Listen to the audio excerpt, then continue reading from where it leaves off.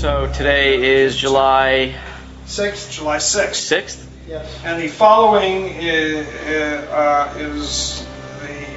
the sort of the rough sketchings of a first act written on the plane ride back from Hawaii. These are sort of the summation of the beginnings of the recollections of the work of Michael Dougherty, Dan Harris, and myself that we did in Hawaii on the project Superman.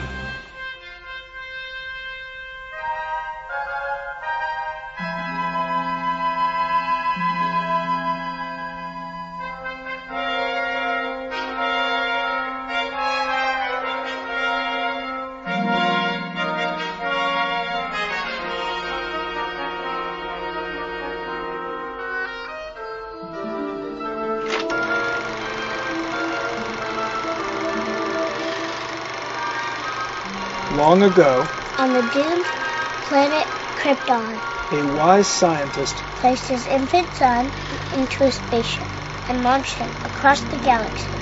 Arriving on Earth, the boy was raised by a kind farmer and his wife, and soon discovered he possessed powers and abilities beyond those of mortal man. Disguised as Clark Kent, a mild-mannered reporter for a great metropolitan newspaper. He used his gifts to become Earth's greatest protector, Superman.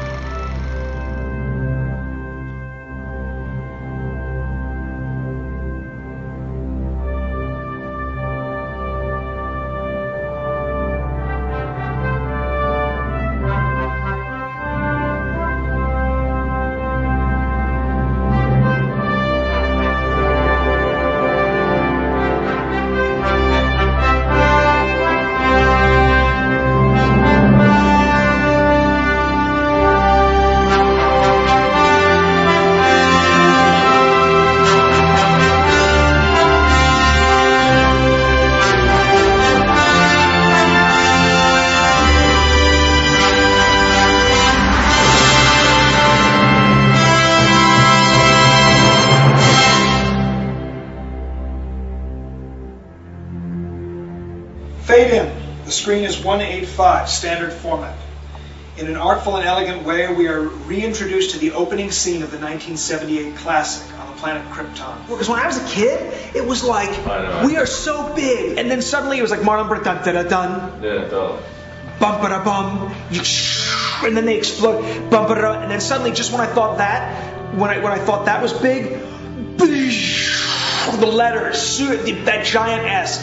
And I was just like, 5 o'clock in the afternoon at the Prince Theater in Jersey with my mom, just like, Superman. For 9 years, I saw the movie one particular way. We pushed and we pushed and we pushed. He, within a second, saw the real way it should be made, which was the reverse of what in our mind we had been going for.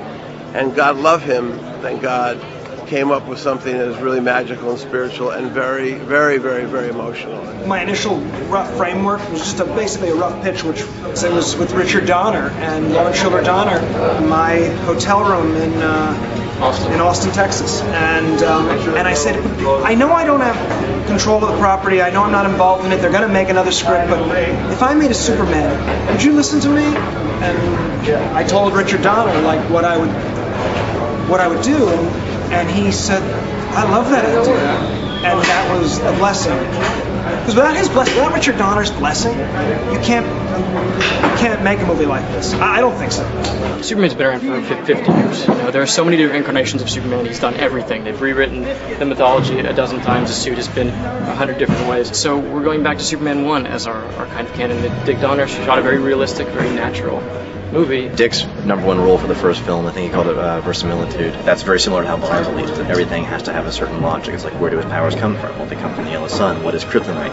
It's radioactive pieces of his homeworld. So it's like, you can't just assume that an audience knows exactly how and why these things work and exist. It's like there has to be a scientific logic behind everything. We find Lex Luthor and his associates, we'll call him Otis for the moment, aboard a huge icebreaker making its way through the polar ice.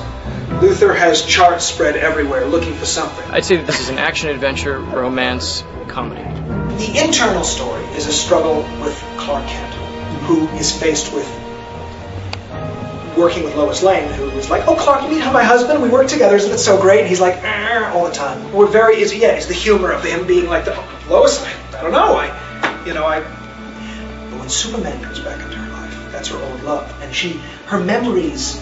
Remember, he kissed her, Superman, and suddenly it was just like Clark separated the two. There's something, Superman, that's her first love that she just doesn't want to acknowledge. So, and they have to contact each other because of certain information, certain things, and she's very torn, and he's very torn. But fun big ideas, saving space shuttles and building crystal palaces and stuff. Like, It'll be you don't see that in X-Men. You don't see Spider-Man's burning buildings, and X-Men is dark, torturous machines that give headaches.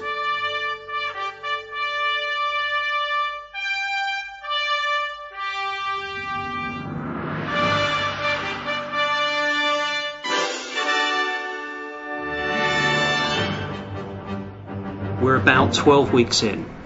We had a very quick start. Brian and the studio agreed to make this film about 12 weeks ago. There was no script, no plan for a design, not anything.